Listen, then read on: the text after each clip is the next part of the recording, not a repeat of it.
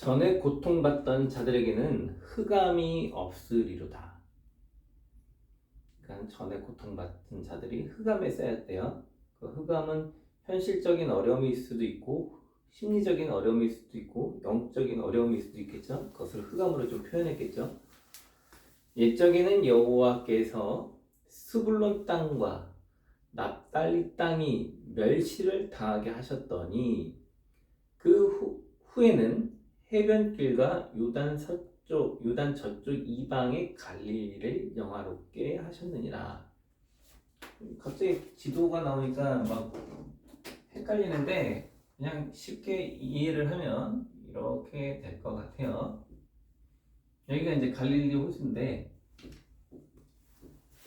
이제 역사를 갖고 있는 거죠. 여기가 스불론, 그 다음에 여기가 납달리.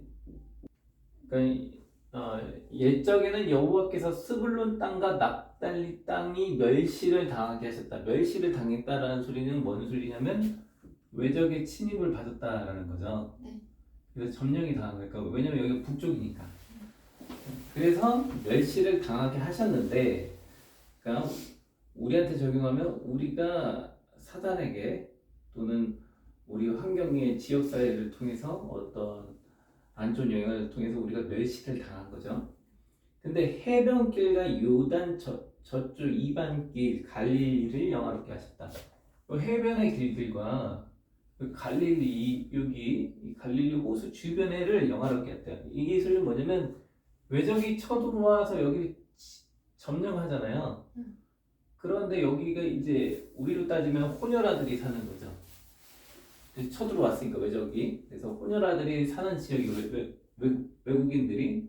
그러니까 사실 그렇게 썩 좋은 곳은 아닌 거죠, 장소가. 왜냐면 침략당하고 막 여러 사람들이 이주해서 와서 살고 그러니까 여기 지역이 사회적으로 따지면 최하층, 약간 막 빈곤층 사는. 그래서 예전에 예수님 시대에도 너가 갈릴리의 목사니냐, 뭐 갈릴리에서 오지 않느냐, 약간 하대하는 듯한, 이렇게 사람을 멸시하는 듯한 느낌을 주는 게 여기거든요, 이 지방이요. 왜냐면 쳐들어와서 이제 그만큼 어려운 지역이 됐으니까. 근데 뭐라고 하냐면 영화롭게 했다. 그러니까 우리 표현으로 말하자면 옛날엔 최고였는데, 그죠? 하나님 말씀 안 들으니까 최저가 됐어요. 최저가 됐는데 하나님이 높여줬다. 영화롭게 했다. 이 말을 하고자 하는 거예요. 지금 역사적인 것들을 빗대서. 그래서 뭐라고 말하냐면 흑암에 행하던 백성이, 흑암에 아까처럼 환경적이든 심리적이든 뭐 영적이든 어둠 가운데 있던 사람들이 큰 빛들이 아니라 큰 빛이에요. 큰 빛을 보고 사망의 그늘진 땅에 거주하던 자에게 빛이 비치도다. 그러니까 어두운 깜깜한 곳의 사람들인데 큰 빛이 어떻게 해요? 딱 비치는 거예요. 그러니까 사람들이 소망이 생기고 빛을 보고 가게 될 거 아니에요. 그 빛을 향해서 우리가 어떤 길을 갈 때 길을 모르면 등대를 보고 가는 것처럼 그 빛을 보고 가는 거예요. 그래서 베드로전서 2장 9절에 보면 이건 이사야서잖아요. 그럼 베드로는 거의 2000년, 3000년 이후의 사람인데 뭐라고 말하냐면 오직 너희는 택하신 족속이요 왕같은 제사장들이요 거룩한 나라요 그의 소유된 백성이니 이는 너희를 어두운 데서 불러내어 그의 기이한 빛에 들어가게 하신 자의 아름다운 덕을 선전하게 하려 하십니다. 그러니까 어두운 데 있던 백성들이 어떻게 해? 그 빛을 보고 나왔어요. 나온 다음에 어떻게 해? 그 빛을 전하게 됐다, 이 소리를 하는 거잖아요. 그러니까 이사야서에 있는 말씀을 갖고 왔죠. 빛까지 보고 그 다음에 뭐가 더 붙었어요? 이젠 그 빛을 전한다. 그러면 그 빛이 누구예요? 빛을 얘기하잖아. 빛이 누구예요? 예수 그리스도를 이야기하는 거죠. 큰 빛.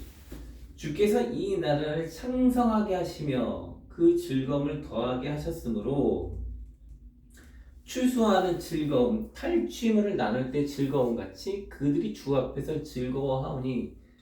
지금 여기 뭐 전쟁에서 얻은 거 뭐 추수할 때 이건 뭘 표현하냐면 이거죠. 그냥 즐겁고 행복한 거. 우리가 막 로또 당첨되면 막 환희에 차서 막 그런 거잖아. 그런 것처럼 왜 이 빛 때문에 사람들이 즐거워하는 모습을 지금 상상하게 만든 거예요. 이는 그들이 무겁게 맨 멍에와, 그러니까 원래 그 사람들이 어떻게 했어요? 어두운 건데 무겁게 멍에를 맸대요. 멍에가 그 소들이 매는 멍에 있죠. 큰 거. 큰 걸 먹고 인생의 고난이란 멍에를 메고 우리가 일을 하면서 살아가잖아요. 일이 하기 싫잖아요, 다들. 그래서 막 애들이 꿈이 물어보면 돈 많은 백수요. 이게 꿈이야. 근데 다 인생에 멍해가 있어. 돈이 많아도 멍해가 있고 돈이 없어도 멍해가 있고 마음이 힘들고 지치는 거 떠나가지 않고 우리의 삶 속에 계속 생겨. 뭐 연애하면 고민이 없을 것 같은데 연애하니까 고민이 또 와. 결혼하면 고민이 없을 것 같은데 결혼하면 또 고민이 와. 왜냐면 멍해가 계속 오니까. 그래서 그들의 어깨의 채찍과 그 압제자의 막대기를 주께서 꺾으시되, 예수 그리스도를 딱 만나니까 어떻게 되면 어깨에 있는 채찍과 멍에와 막대기를 주께서 꺾어버리신다. 그것을 공격하던 것들을 우리가 이전에 사단의 권세에 있어서 회복하지 않았는데 예수 그리스도께서 꺾으셨어요. 근데 그걸 어떻게 꺾었냐면 주께서 꺾으시되 미디안을 날같이 하셨다. 갑자기 미디안 하니까 사람들이 이해가 안 되죠. 미디안? 근데 사사기 6장 16절에 보면 이게 그 무슨 내용이냐면 기드온의 300명사잖아요. 막 수많은 사람들이 군대가 왔는데 하나님이 다 보내! 하고 300명 남았어. 근데 나는 300명 있는데 적군은 13만 5천 명이야. 13만 5천 대 300. 전쟁에서 이길 확률은 0%죠. 불가능하지. 이거는 뭐 말도 안 돼. 근데 하나님이 하루아침에 하루 만에 13만 5천 명을 다 죽이도록 이기도록 허락을 하셨어요. 어떻게 300명이 죽여요? 이거 말이 안 되는 거잖아요. 사실 수학적으로도 말이 안 되고 군 전쟁사로도 말이 안 되는 내용이야. 근데 이게 현실이 됐단 말이야. 그러니까 지금 이 이야기를 하신 거야. 그 멍해를 현실적으로 봤을 때는 모두 못 꺾어. 할 수가 없어요. 근데 하나님이 하시는 거예요. 저도 이제 사역하면서 사례를 뭐 얼마나 받아요. 좀밖에 못 받잖아. 파트 사역하고 할 때. 애 낳고 하면서 하나님, 이러다 죽는 거 아닐까요? 근데 지금까지 살아있어. 하나님, 집은 어떻게 하죠? 근데 애를 낳을 때마다 하나님이 집을 넓혀줘. 하나님, 직장 어떻게 하죠? 하고 그만뒀는데 알아서 직장 계속 생기게 해줘. 하나님 어떻게 하죠? 알아서 또 교회 이렇게 하게 하셔. 그러니까 나는 불가능하다고 하고 기도하는데 하나님은 되게 하시더라. 지금 이거 그 이야기 하는 거야. 그러니까 너가 불가능하다고 할 때 내가 일한다. 많은 사람들은 내가 하려고 하잖아요. 막 경우의 수를 다 말해놓잖아. 안 되면 어떻게? 그때 포기하잖아. 그때 두 가지죠. 기도를 하는 사람과 기도를 안 하는 사람. 기도를 계속 하는 사람은 포기하는 가운데 계속 매달리니까 그래, 이젠 내가 일할게. 하나님이 이렇게 얘기하시지만 기도를 안 하면 그래, 네 하는 데까지 해봐. 이렇게 나누신단 말이에요. 예전에 아브라함이 소돔과 고모라에서 전쟁을 해서 이긴 다음에 막 그 전쟁에서 이긴 거 소돔과 고모라 가져가고 나한테 백성들 내놔 그랬더니 아브라함이 이런 말을 하죠. 내가 너한테 받아가지고 부자가 됐다고 하지 않게 하겠다. 그래, 나 받지 않겠다. 하나님이 나를 부자 되게 했다라는 것을 나는 알리고 싶다. 이 말을 하고 있는 거거든요. 그러니까 사역도 직장도 사실 제 입장에서는 의지할 데가 없어. 사람이 나 사람한테 의지할 데가 없어. 근데 하나님이 알아서 붙여주시더라. 그래서 이렇게 지내오게 하신 거예요. 그러니까 지금 미디안의 전쟁도 300대 한 명은 제가 봤을 때는 한 명이라도 13만 5천으로 이실 분이야 하나님. 근데 굳이 300명 놔둔 건 하나님의 그냥 그것도 그냥 보여준 거지. 하나님이 손이 없어서 능력이 없어서가 아니에요. 그래서 우리가 불가능할 때 하신다라는 걸 지금 보여주는 거예요. 그러니까 우리의 이 영적인 구원 불가능하잖아요, 사실. 우리가 뭐 108배를 한다고 구원을 받겠어요? 1000만 배를 한다고 구원을 받겠어요?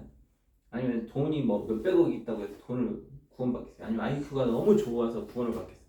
아니면 착한 일을 너무 많이 해서 구원을 받겠어요? 우리 착한 일을 그렇게 많이 할 수 없어요. 왜냐면 인간은 근본적으로 악하기 때문에 악한 생각이 들어와. 그런데 하나님은 불가능한 거를 한 번에 예수 그리스도의 십자가로 이루셨다. 이 이야기를 하기 위해 예언적인 거죠. 이사야서 지금 우리는 예수님의 사건이 있은 다음에 이거를 보니까 이게 지금 눈에 들어오지만 이사야서 9장에 있는 사람들 입장에서는 이게 지금 뭔 말이지? 이럴 수 있어요. 도대체 뭔 소리 하는 거야? 이렇게 들으세요. 어지러이 싸우는 군인들의 신과 피 묻은 겉옷이 불에 섭같이 살라지리니, 그러니까 제가 가로쳐놓고 이제 다른 번역을 해놨어요. 그 영광스러운 평화의 날에는 전쟁터에서 사용된 모든 군화와 피 묻은 군복이 불에 소각될 것이다. 이제 평화의 날이잖아요. 예수님 때문에. 그러니까 더 이상 군화가 필요가 없는 거예요. 더 이상 사람들이 이렇게 대인관계 보면 이렇게 날이 서 있잖아요. 나를 공격할까 하고 방어하려고, 그래서 내가 죽지 않으려고 저 사람을 먼저 공격하려고 막 날이 서 있잖아. 그러니까 불안해지거든, 사람들의 심리가. 근데 하나님께서 뭐라고 말씀하시냐면 예수 그리스도를 통해서 이제 전쟁할 준비를 내려놓게 되는 거예요. 그동안 자기가 피 보고 고난 당하고 그랬던 장면들을 이제 정리하기 시작하는. 왜? 주님 안에서 진정한 평화를 누리기 시작하기 때문에. 그렇게 되는 이유는 이는 한 아기가 여러 아기가 아니라 한 아기, 예수 그리스도가 우리에게 낳고 한 아들을, 예수 그리스도를 우리에게 주신 바 되었는데 그의 어깨에는 정사를 메고 그의 이름은 기묘자라 모사라 전능하신 하나님이라 영존하신 아버지라 평강의 왕이라 할 것입니다. 이것도 이제 개역개정으로 보면 도대체 뭔 소리야? 이렇게 해서 공동, 세 번역, 현대어 제가 3개 넣어놨어요. 공동 번역에는 다윗의 왕에 앉아 주권을 행사하여 그 국권을 강대하게 끝없는 평화를 이루며 그 나라를 법과 정의 위에 굳게 세우실 것입니다. 이 모든 일은 만군의 야훼께서 정렬을 쏟으시어 이제부터 영원까지 이루실 일입니다. 세 번역은 한 아이가 우리에게 태어났다. 우리가 한 아들을 모셨다. 그는 우리의 통치자가 될 것이다.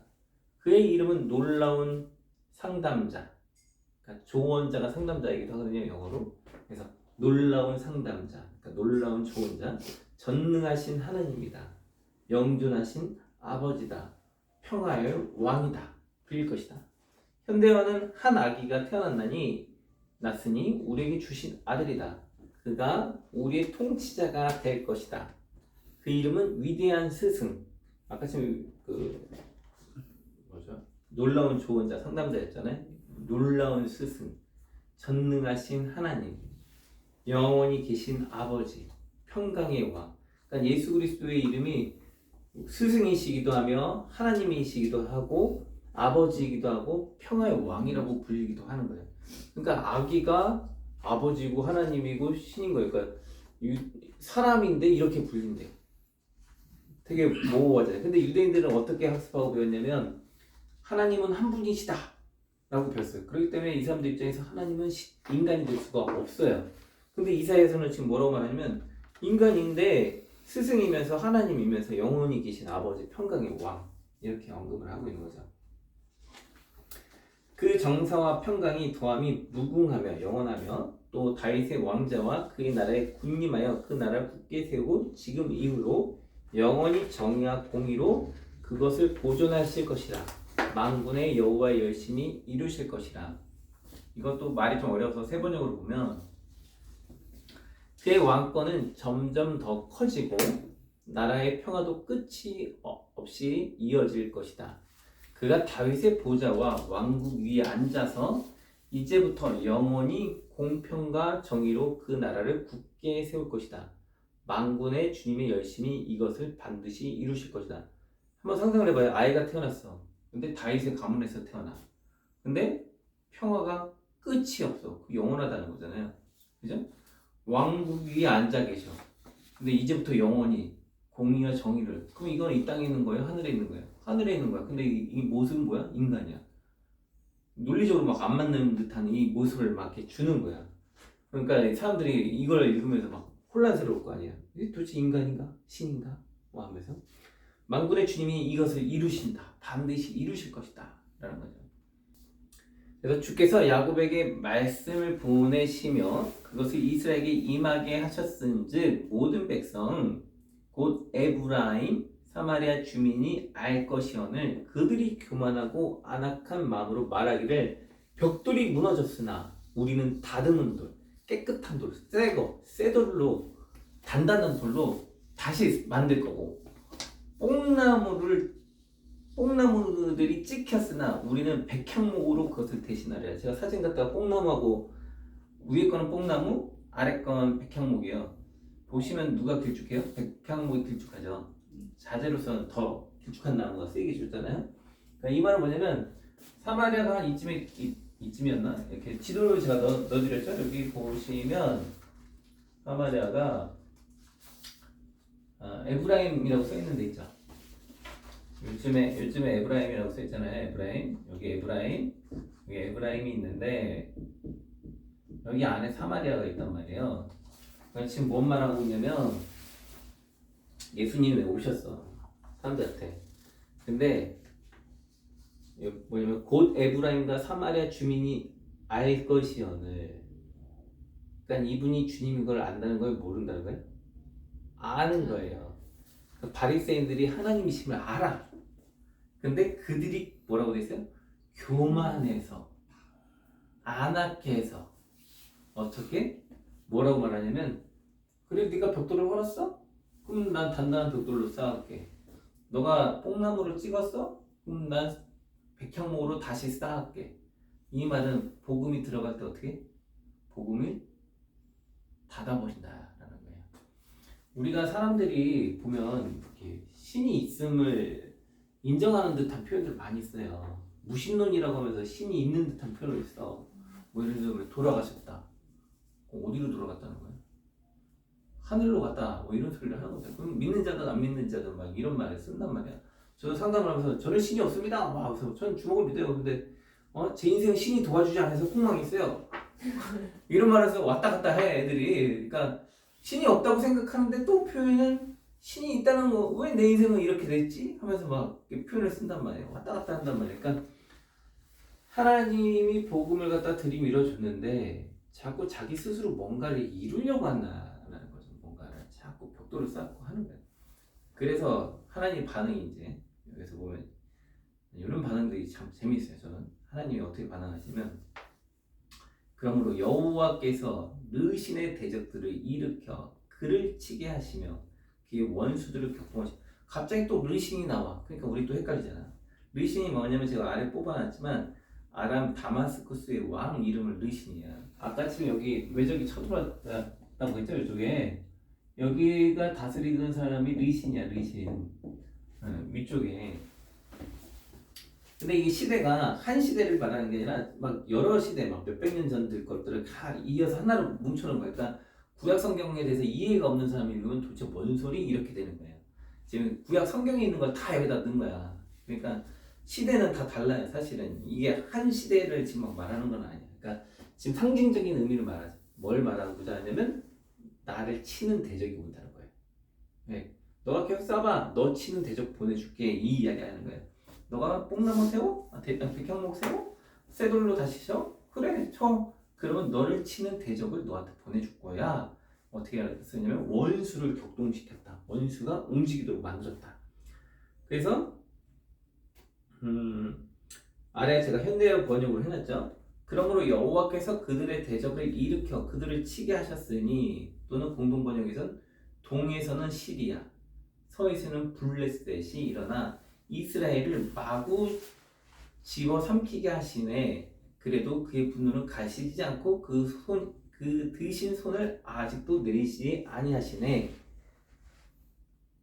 앞에는 아람 사람, 뒤에는 블레셋 사람이 그들이 모두 입을 벌려 이스라엘을 삼키리라. 그러니까 위에서 공격하고 옆에서 공격하고, 여기 강이 있으니까 이쪽도 적이 있고 이쪽도 들어올 거고, 동서남북으로 우겨싸움을 당해서 그런 말 하잖아요. 야, 진짜 피할 구멍이 없다. 이런 말 하잖아요. 막 너무 어려우면 살다 보면 막 피할 구멍이 없네. 숨을 못 쉬겠네. 이런 말 하잖아요. 그 지경에 처하겠다 말하는 거예요. 반대로 뒤집으면 그 지경에 처했으면 내가 하나님 앞에 무엇을 지금 하나님을 버리고 내가 뭔가를 하려고 하고 있는지 점검을 할 필요가 있는 거예요. 왜냐면 계속 우겨쌈을 당한다는 건 내가 하나님 앞에서 뭔가 잘못하는 게 있을 수도 있는 거거든. 아닐 수도 있겠지만 점검을 해야 되는 거야. 그래서 3키리니 그럴지라도 여호와의 진노가 돌아서지 아니하며 그의 손이 여전히 펴져 있으리라. 매트가 그러죠. 하나님의 진노가 사라지지 않아. 예수 그리스도를 무시하니까. 그래야 그 백성이 자기들을 치시는 이에게 돌아오지 아니하며 만군의 여호와를 찾지 아니하도다. 그러므로 여호와께서 하루 사이에 이스라엘 중에서 머리와 꼬리와 종려나무 가지와 갈대를 끊으리니 끊어버린대요. 그러니까 계속 지금 공격하고 들어오고 있어. 그래서 이 사람들이 회개하지 않아. 계속 쳐. 근데 거기에서 왜 계속 치냐면 이유가 있어. 어떤 것 때문이냐면 머리가 누구고 꼬리가 누구냐면 머리와 꼬리를 자른다고 했잖아요. 머리와 꼬리와 종려나무 가지와 갈대를 끊으리니 우리 로마서에 보면 우리가 돌감람나무인데 접붙임 됐다 했잖아요. 참감나무 자르고 거기를 끊는 거예요. 왜 끊었냐면 여기 써 있잖아요. 곧 머리는 곧 장로 리더들, 정치 지도자들, 뭐 아니면 뭐 대학 교수, 아무튼 머리 역할을 하는 사람 있죠. 사회 지도층, 존귀한 자들, 존경받는 사람들 있잖아요. 꼬리는 곧 거짓말을 가르치는 선지자들, 목회자들.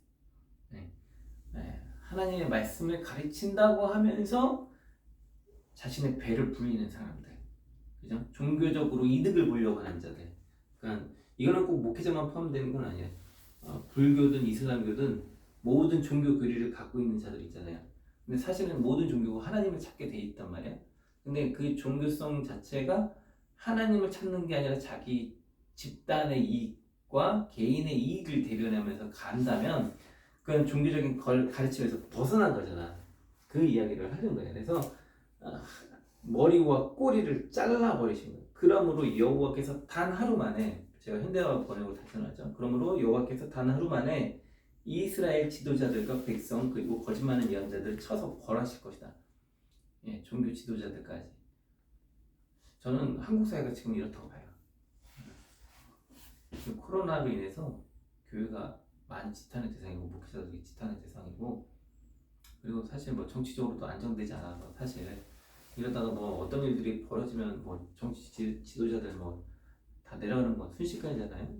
뭐 외국 보니까 뭐 마약 때문에 치안이 불안정해가지고 막 난리인데 보니까 뭐 카르텔이 뭐 정치 지도자들하고 군경하고 뭐 손잡고 막 하고 막 그런 장면도 나오더라고.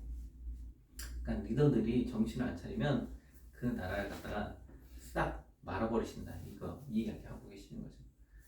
그래서 공동번역에는 이 백성의 지도자가 잘못 인도하니 그 인도를 받은 자들이 망하는구나. 백성을 인도하는 자가 그들을 미혹하니 인도받는 자들이 멸망하는구나. 그러니까 백성들이 인도를 잘 받고 따라가야 된다는 거죠. 지도자를 잘 만나야지 복인 거지. 지도자를 만나는데 데리고 가는 데가 다 이상해. 아프가니스탄도 결국 지도 체계가 바뀌었지만 더 완전히 안 좋아졌잖아요, 상황이. 그러니까 이런 지도자들을 잘못 만날 때 생기는 것들에 대해서 지적합니다. 그러니까 우리의 진정한 지도자는 예수 그리스도인데 그 예수 그리스도를 잘 믿고 따라가면 우리가 복을 받지만, 내가 내 자신을 아니면 우리 공동체를 내 마음과 내 뜻대로 하나님의 주권과 상관없이 가려고 한다면 고민해 볼 필요가 있다. 어려움이 올 것이다. 그래서 이 백성이 모두 경건하지 아니하며, 근데 되게 웃긴 건 지도자들만, 목회자들만 경건하지 않다라고 표현한 게 아니라 모두 경건하지 않다.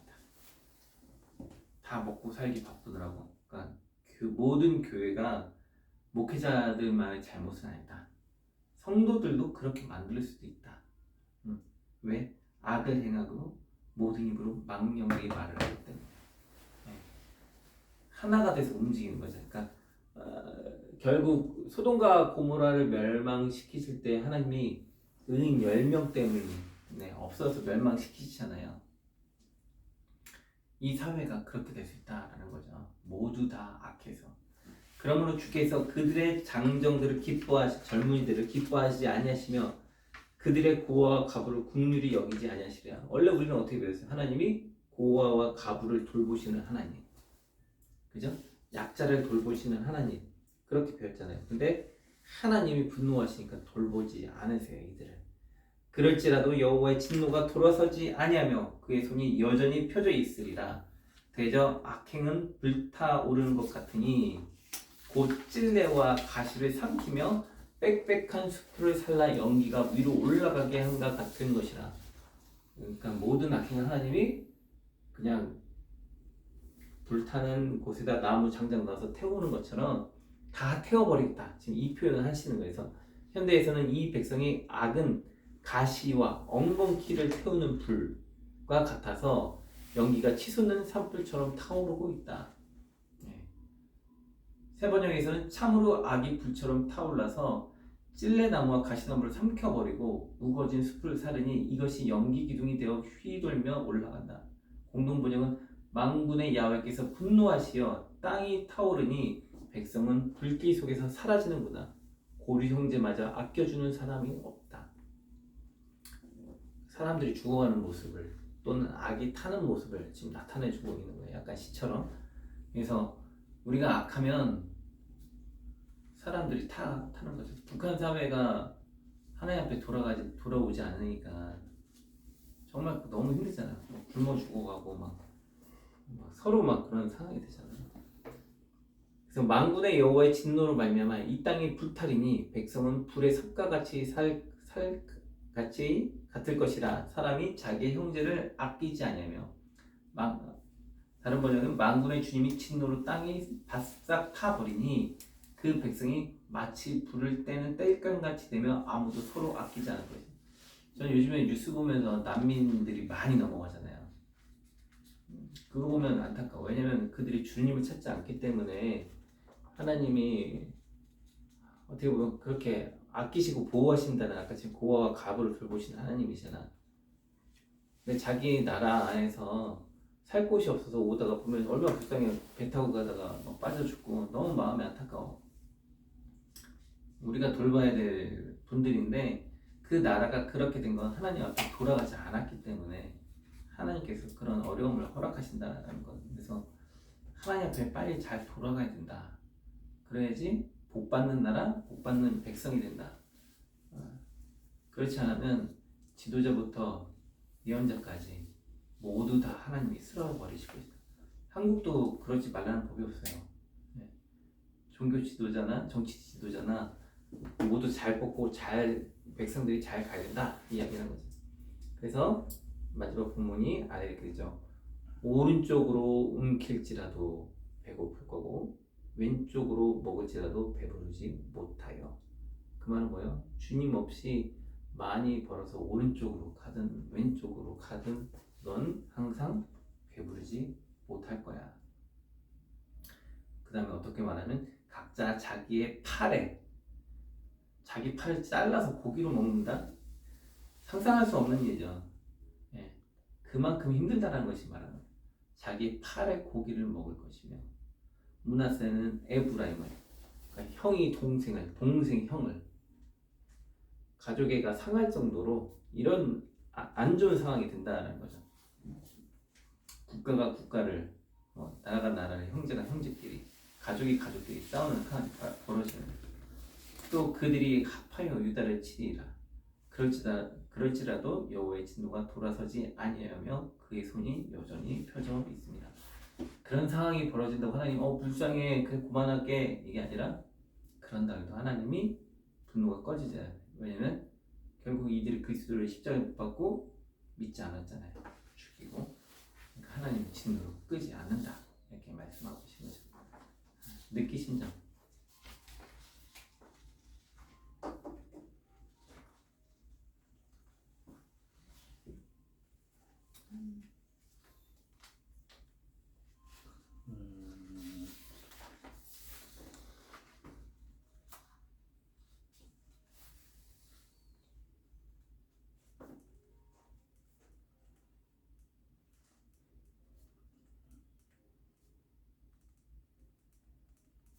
사람이 좀 간사하다고 좀 많이 느끼는 것 같아요.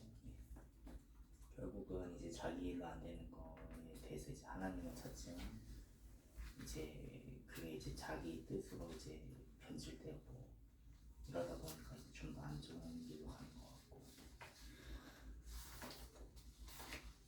하나님이 분노하시면 이제 정말 무섭다는 생각이 들었습니다. 네. 이방지 않으려면 다윗처럼 기도해야 되는 거는 얘기고.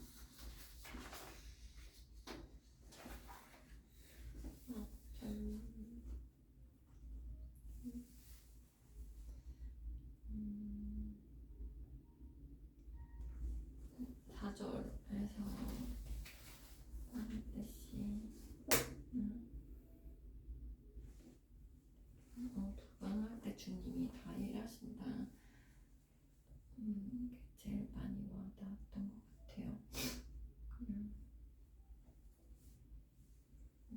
내가 막 하려고 하는 거에 있어서 너무나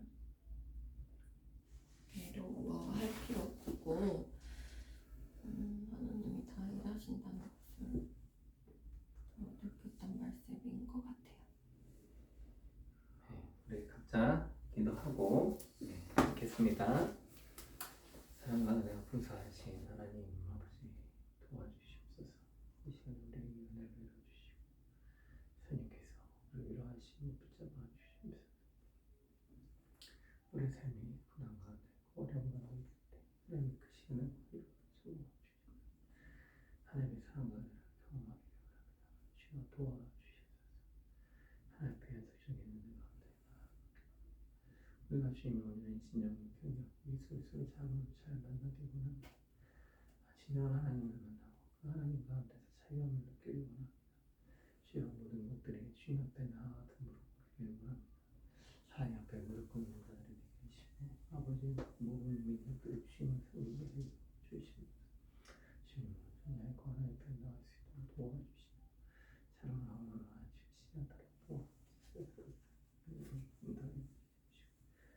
그 시간에 가운데서 주시옵소서.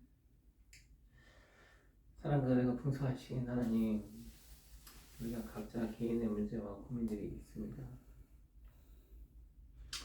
예수 그리스도를 인정하고 받아들이고 주님 안에서 그 문제를 해결하기를 원합니다. 내가 강하다고, 내가 잘났다고 주님께서 그 문제에 대해서 허르셨을 때 내 스스로 다시 해보겠다고 도전하는 것이 아니라 주님께 무릎 꿇고 주님이 세워주시는 것 안에서 다시 나아가길 원합니다. 내가 뽕나무 대신 레바논의 백향목으로 갔다 할지라도 주님께서 원하시지 않으면 무너질 뿐입니다. 우리가 어떤 사업을 하든 어떤 일을 하든 주님이 이루시지 않으면 그 일은 다시 무너질 것입니다. 주의 뜻 가운데 우리가 이루게 하시고 주의 뜻 안에서 살아가게 하옵소서. 모든 민족이, 모든 사람들이, 모든 영혼이 지도자에서부터 하층미까지, 머리에서부터 꼬리까지 다 주님을 인정하고 주님의 뜻대로 가길 원합니다. 하나님이 머리로 만들어주시고 꼬리로 만들어주셨는데 각자 자기가 하나님이냐 하나님의 뜻을 버리고 하나님의 계심을 알지만 떠나는 삶이 아니라 주의 뜻 가운데 나을 수 있도록 도와주시옵소서. 우리 삶 속에서 선택의 기로에 있을 때 어떤 것이 도덕적이고 어떤 것이 선한 것인지 우리는 분명히 알지만 하나님 우리가 그 선함을 알고도 우리의 욕심을 따라 선함을 내려놓고 욕심을 선택할 때가 있음을 고백합니다. 이제는 우리의 욕심에 따라서 사는 자들이 아니라 우리의 양심 가운데 말씀하신 성령님의 음성을 듣고 우리가 움직이는 자들이 되게 하여 주시옵소서. 그래서 주님이 원하시는 삶을 살게 하시고 그래야 이 나라의 이민족이 공동체가 바로 서게 하여 주시옵소서. 이제 곧 있으면 대통령을 뽑는 선거가 오고 있습니다. 서로가 서로를 비방하며 내가 잘났다고 내가 적임자라고 다 이야기를 하고 있습니다. 하나님 우리는 누가 잘하는지 모릅니다. 하나님께서 세울만한 사람들을 세워주시고 그들이 양심을 따라 하나님의 말씀을 따라 공의와 정의를 행하며 백성들을 위하고 사람들을 세우며 가는 자들이 되게 하여 주시옵소서. 하나님 어떤 나라는 지도자가 잘못 써서 백성들을 죽이고 백성들을 핍박하지만 하나님께서 세우신 지도자들은 백성들을 사랑하고 백성들을 아끼면서 나아가는 지도자가 되어야 될 것입니다. 하나님 그런 지도자가 세워지게 하시고 우리가 그런 지도자를 선택할 수 있도록 우리의 눈을 열어주시고 매년 바뀌는 이 선거 가운데 하나님께서 함께하여 주시옵소서. 그로 인해서 머리와 꼬리가 잘못으로 인해서 이 나라 이 민족이 모두 악함으로 처벌받지 않도록 보호하시고 바로 세워 주시옵소서. 하나님 우리를 붙잡아 주시고 우리의 가는 발걸음 가운데 주님의 은혜가 나타나게 하여 주시옵소서. 성령께서 이 시간도 함께 하시고 동행하심에 감사드렸고 예수님의 이름으로 기도합니다. 아멘. 이제는 살아서 역사하시는 우리 주 예수 그리스도의 크신 은혜와 하나님의 무한하신 사랑과 성령님의 교통하심이 하나님의 뜻대로 나가기로 작정된 자들에게 하나님의 말씀대로 행할 수 있는 지혜와 평강과 공의와 은혜와 영광이 하나님 아버지로부터 영원토록 함께 있을지어다. 아멘.